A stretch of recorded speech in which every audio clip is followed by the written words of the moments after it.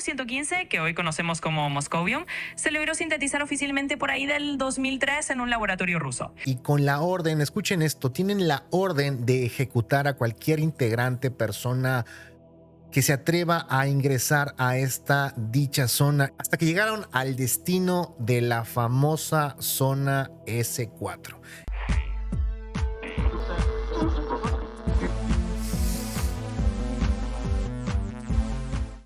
Es importante ser responsable con las opiniones y no apresurarse a ratificar o negar la información. Le recomendamos a nuestros oyentes que verifiquen cualquier dato que se les presente en este podcast antes de tomar cualquier decisión.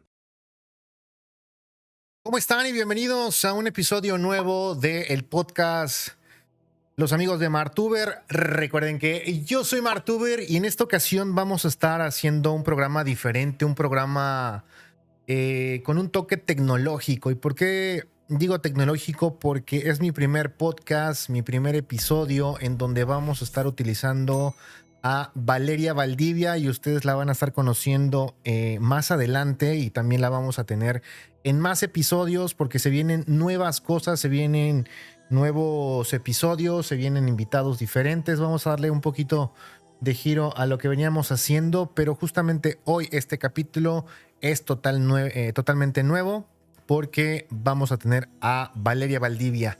Y hoy vamos a platicar acerca de un caso que ha causado o que causó en su momento y está causando revuelo, porque nuevamente el señor Bob Lazar viene de vuelta y viene con más fuerza. Y para los que no conocen el tema de Bob Lazar, es un científico, es un físico que estuvo trabajando en el área 51 en un hangar llamado S4, pero vamos a comenzar de lleno. Recuerden que las redes sociales están apareciendo justamente aquí abajo.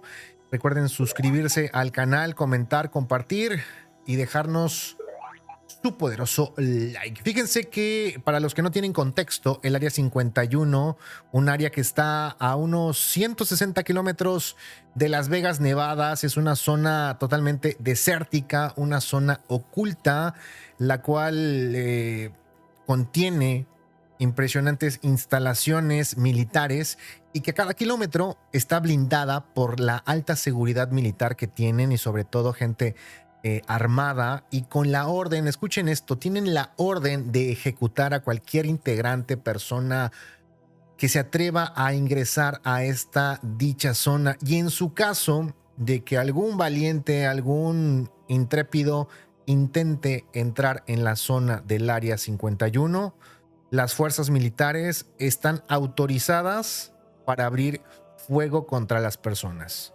Lo triste es de que tu cuerpo pues va a ser sepultado por el desierto.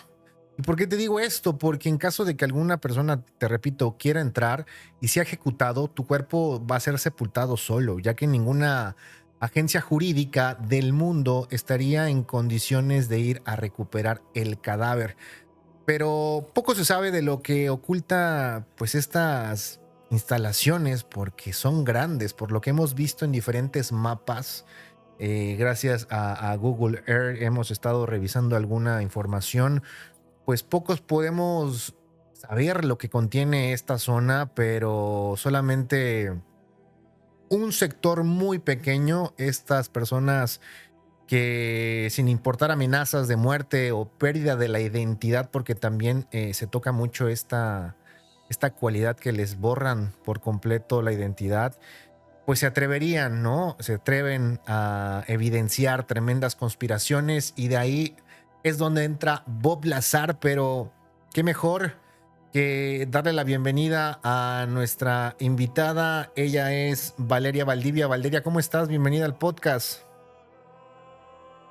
Por supuesto que me suena, Martincito. Bob Lazar es prácticamente una leyenda en el mundo de lo misterioso. Así que ahí les va. Hoy vamos a sumergirnos en la historia de este hombre que dijo haber trabajado con tecnología que inunda de este mundo. Así que agárrense, porque esto se va a poner de otro planeta. Perfecto, Valeria. Oye, pues voy a arrancar de lleno, si te parece, el primer bloque, y vamos a hablar de quién es Bob Lazar, ¿no? Pero todo mundo lo conoce por Bob, pero la realidad es que Robert Lazar, mejor conocido como Bob Lazar, nacido un 26 de enero de 1959 en Coral, Florida, afirma haber sido contratado por personal militar para ofrecer sus servicios como físico, aplicando la ingeniería inversa, una tecnología alienígena de 1988 hasta 1989.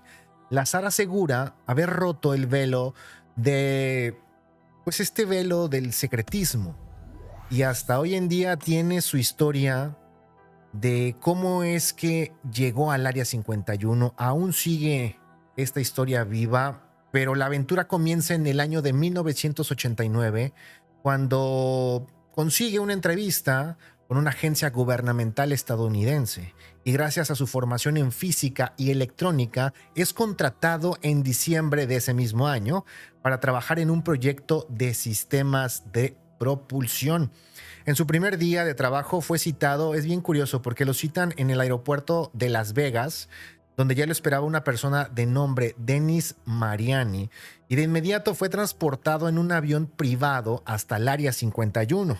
Cuando llegaron a dicha zona, Bob fue sometido a llenar una serie de preguntas de seguridad y firmar un compromiso de silencio que, de violar este acuerdo, estaría condenado a 10 años de prisión sin derecho a juicio y una multa que onda solamente los $15,000.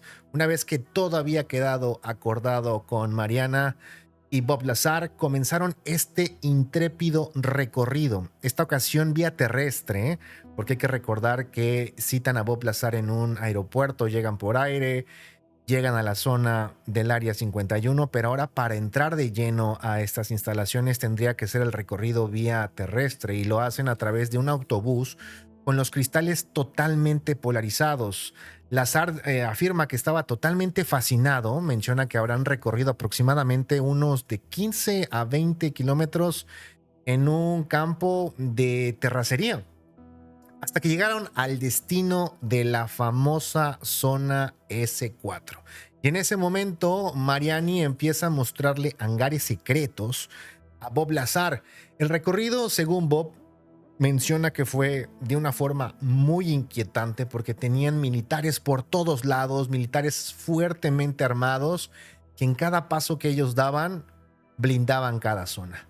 Bob Lazar, una vez terminado pues este recorrido de la mano junto con la persona que lo había pues acompañado a esta zona del Área 51, en este caso Mariani, pues una vez que terminan el recorrido de los hangares y de demostrarle pues todas las zonas, llegaba un momento bien importante. Mariani le entrega a Bob Lazar unos archivos, y estos archivos, sin imaginarse, Bob Lazar se lleva una gran sorpresa de que lo que estaría a punto de ver es que eran fotografías de platillos voladores y autopsias de seres extraterrestres.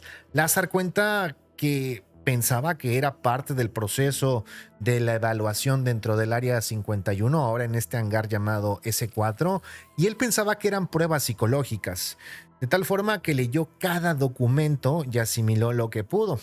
Con el paso de los minutos, Lazar fue llevado al hangar en el que estaría trabajando directamente, y al momento de ingresar a dicho sitio, su rostro cambió inmediatamente, ya que frente a sus ojos estaba un platillo volador. De inmediato le dieron instrucciones para el estudio muy minucioso de la aeronave. Bob Lazar, al empezar a estudiar la aeronave que había tenido frente a sus ojos, se percata de que está elaborada de un material no hecho en la Tierra, un material totalmente desconocido, y además en el interior de esta nave estaba diseñada para seres muy, muy chaparritos, alrededor de 1,10 m, 1,20 m, para seres muy pequeños. Bob Lazar asegura que pudo pues ver dentro de este amplio catálogo, por así decirlo, 9 platillos voladores en esa área. Lo curioso es que Bob Lazar era muy intrépido. Los horarios que Bob Lazar tenían eran bastante raros, ya que trabajaba cuando le decían, no tenía un horario fijo, y había días en donde, si lo requerían por la madrugada, él tenía que estar presente para llevar a cabo la tarea que le estuvieran indicando. Pero fíjense, fue un 22 de marzo de 1989 en un acto pues de desesperación. Imagínense estar ustedes en un hangar, que lo primero que te muestran es un platillo volador y que te digan tienes que estudiarlo para que nos des información. Obviamente te gana la inquietud, te va a ganar esa cosquilla por querer saber más allá. Y justamente en esta fecha del 22 de marzo, pues intenta romper la confidencialidad que en algún momento él había firmado con Mariani al momento de ingresar al Área 51.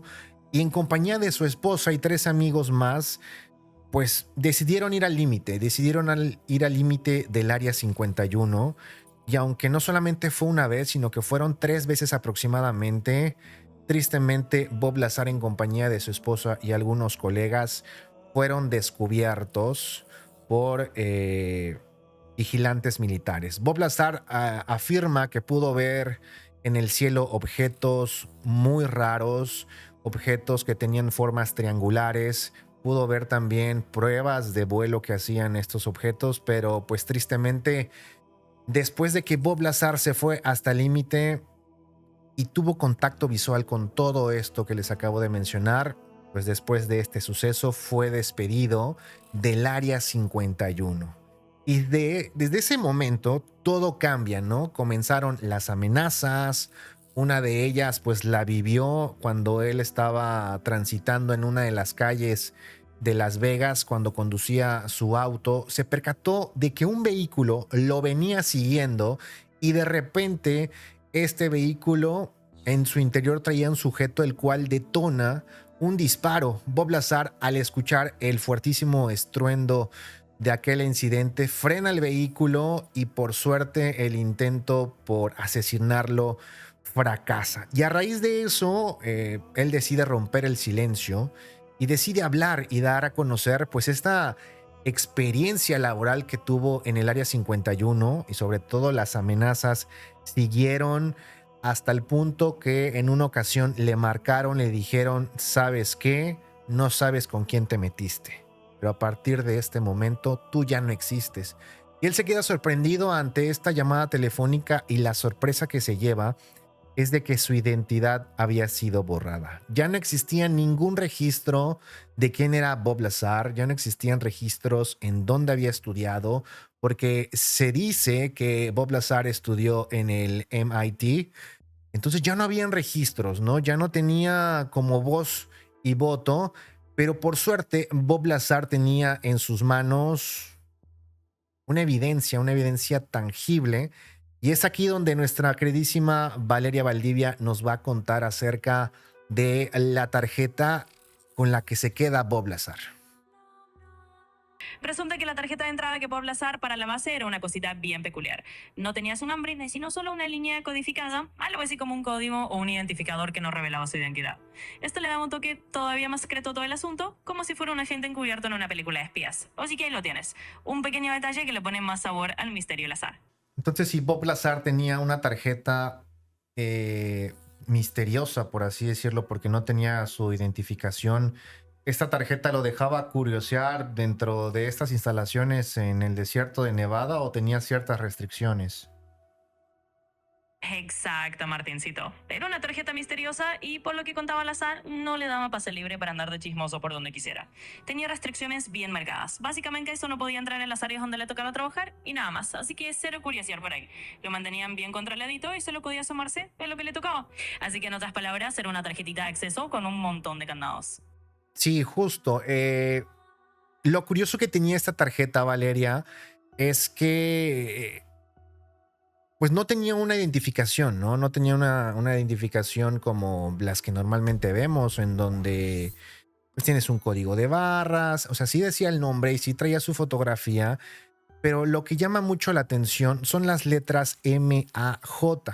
Especulando de todo lo que ha pasado con esta conspiración alienígena, está asociada posiblemente a Majestic, departamento documental creado específicamente en 1947 y del cual se dice que fue probablemente creado para investigar casos de extraterrestres. Son casos muy particulares, pero me imagino que tú, en tu gran amplia memoria que tienes, Valeria, cuéntanos acerca de esta asociación llamada Majestic. Vaya, Martín. Bueno, pues sí, ese nombre de Majestic suena a todo un club secreto de película. Básicamente lo que se cuenta es que hubo un grupo llamado Majestic 12 o algo por el estilo, que supuestamente se dedicaba a investigar y encubrir todo lo que tuviera que ver con ovnis extraterrestres en Estados Unidos. Es una de esas teorías legendarias del folclore ufológico, así que sí, es como un ingrediente extra para el misterio de Bob Lazar.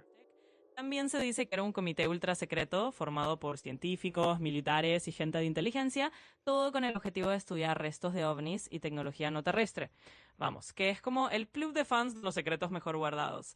Y bueno, aunque hay pruebas oficiales de que existiera, es una de esas historias que le ponen todavía más sabor a todo el tema ovni. Oye, Vale, ¿te suena el nombre de Philip Corso, este exmilitar que publica un libro que se llama The Day of After Roswell? ¿Te suena este nombre? Claro, Martincito. Philip Corso es otro nombre de esos que resuenan fuerte en el mundo de los misterios militares. Él fue un ex militar que básicamente dijo, oigan, después de Roswell hubo tecnología alienígena que se filtró y se integró en nuestra industria. Así que aunque es otra historia separada de la del azar, definitivamente su nombre también suena en el mismo playlist de conspiraciones y secretos. Así que sí, aquí estamos hablando de otro personaje de alto calibre en estos temas. También se sabe que hay un reactor involucrado, ¿no? Y dentro de este reactor está un elemento 115. Entonces, danos un poquito más de detalle acerca de este elemento. Claro que sí, Martincito. Volviendo a León y a ese reactor misterioso, ahí te va el chismecito intergaláctico. Bob Lazar decía que ese reactor usaba el famoso elemento 115, que en aquel entonces era como un unicornio de la tabla periódica. Se hablaba de él, pero oficialmente no existía. Años después se logró sintetizar y hoy se conoce como moscovium. Pero en la historia de Lazar, ese elemento era la clave para que la navecita hiciera cosas que parecían de ciencia ficción. Así que ahí lo tienes, un elemento que pasó de ser un rumor a una realidad científica, pero en el contexto de Lazar sigue siendo la chispa de muchas teorías de otro mundo. ¿Este elemento en qué año lo descubre? Pues mira, Martincito, el elemento 115, que hoy conocemos como moscovium, se logró sintetizar oficialmente por ahí del 2003 en un laboratorio ruso. Así que fue mucho después de que Lazar hablara de él en los 80. Eso le da a la historia ese toque de ¿será que sabía algo que nosotros no? ¿O simplemente fue una casualidad? Pero bueno, ahí lo tienes. El moscovium se sumó a la tabla periódica unas cuantas décadas después del chisme de Lazar. Y ya para finalizar, ¿crees que es verdad o es mentira el caso Bob Lazar? Ah, Martincito, la pregunta de millón para el gran cierre. Pues mira, yo diría que el caso Bob Lazar es un cóctel de misterio donde probablemente haya un poco de verdad y un poco de aderezo fantasioso. Al final del día es una de esas historias que cada quien decide en qué medida creer. Así que sea verdad completa, medio verdad o una gran leyenda, lo importante es que nos ha dado una buena dosis de intriga y conversación. Y con eso nos quedamos. Un gustazo charlar contigo como siempre. ¿Pero tú qué crees? ¿Verdad o mentira? Bueno, Martincito, si me pides que me moje un poquito, yo diría que es un enigma con pinceladas de verdad y un buen toque de mito. O sea, no me atrevería a decir que es una tetira total, pero tampoco que es toda la verdad cósmica. Digamos que es un misterio que nos mantiene con la mente abierta y con el gusto por lo desconocido. Así que en el fondo es un poco de las dos cosas. Valdivia, pues agradecerte como siempre tu participación en el podcast. ¿Algo más que quisieras agregar? Claro que sí, Martincito. Pues nada más agradecerte a ti por esta charla tan divertida y llena de misterio. Ya sabes que siempre es un gustazo cósmico estar aquí y siempre que quieras volvemos a sumergirnos en estos temas. Así que gracias por invitarme y nos vemos la próxima vez para seguir con más charlas estelares. Perfecto. Pues yo me despido. Este fue uno de los episodios que tuvimos en compañía de Valeria, en donde estuvimos tocando el tema de Bob Lazar, un tema muy extenso, un tema muy complicado. Ya con el paso de los años, ya con el tema de que el Congreso y junto con el Pentágono ya han afirmado de que realmente no estamos solos, pues toma un poquito más de fuerza esta historia. Pero pues qué interesante estuvo esta plática, platicando, valga la redundancia, con Valeria, que siempre nos tiene datos muy interesantes y datos muy perturbadores dentro de toda la información que ella la rodea. La verdad es que vamos a seguir platicando con ella en episodios que vienen, esperando que les haya gustado muchísimo esta interacción que tuvimos con ella. Recuerden que yo soy Martuber, esto fue el podcast de los amigos de Martuber. Las redes sociales están apareciendo justamente aquí abajo y nos vemos en la próxima. Peace.